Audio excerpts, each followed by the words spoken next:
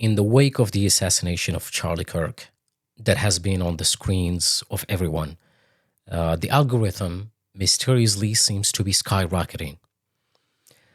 People close their eyes to the genocide in Palestine, but mourn the political assassination of Charlie Kirk. Yet they have no clue what's happening. And for the record, let me just make this clear. I do not condone his killing, as much as I don't condone the killing of the Palestinians, children, women, and the elders.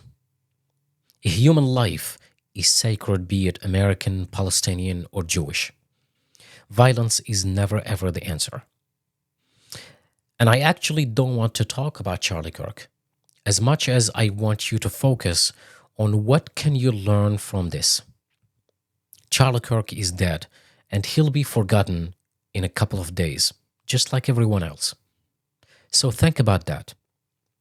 In the meanwhile, I want you to consider the tweet of Harrison Smith, who tweeted publicly saying, and I quote, I'm not going to name names, but I was told by someone close to Charlie Kirk that Charlie thinks Israel will kill him if he turns against them.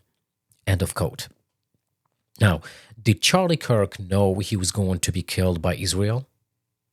Well, Candace Owen, who is close friend of Charlie Kirk, said the same thing.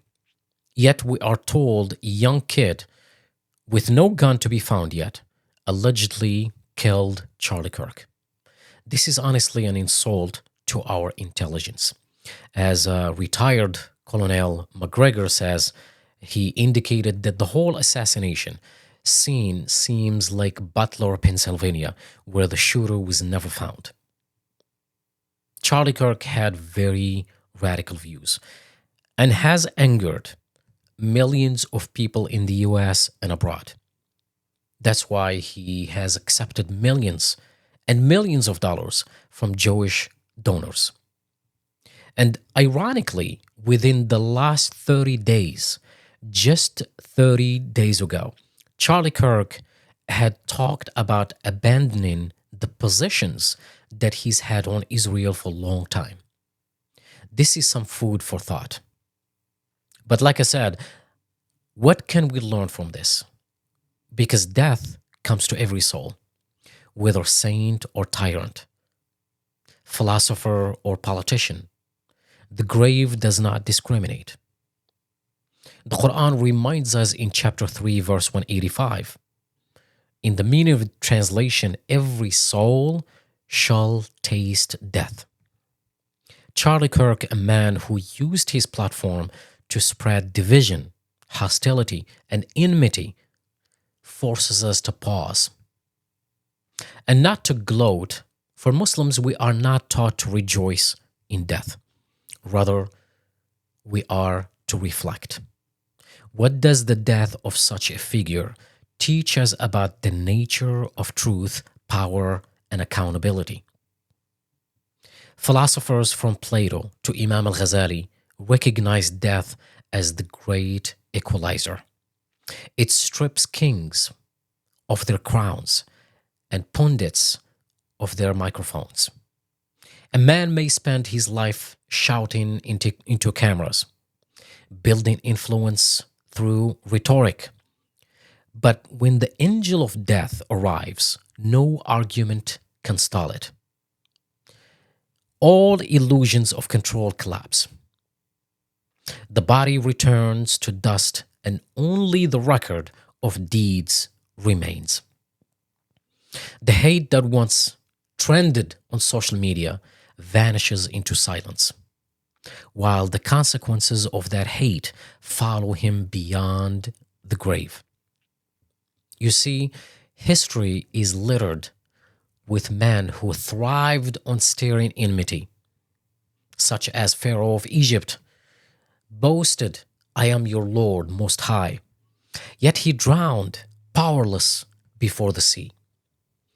McCarthy inflamed fear of communists in America, but his legacy is one of a shame. Hate mongers may capture headlines in their time, but rarely are they remembered with honor.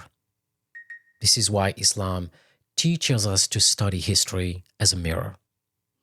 Arrogance, bigotry, and tribalism always collapse, leaving only dust and regret. From an Islamic lens, Charlie Kirk's death is not an end, but a beginning. Allah Azza wa Jal says in chapter 10, verse 23, "Then to us is your return, and we will inform you of what you used to do." The hereafter reveals the truth.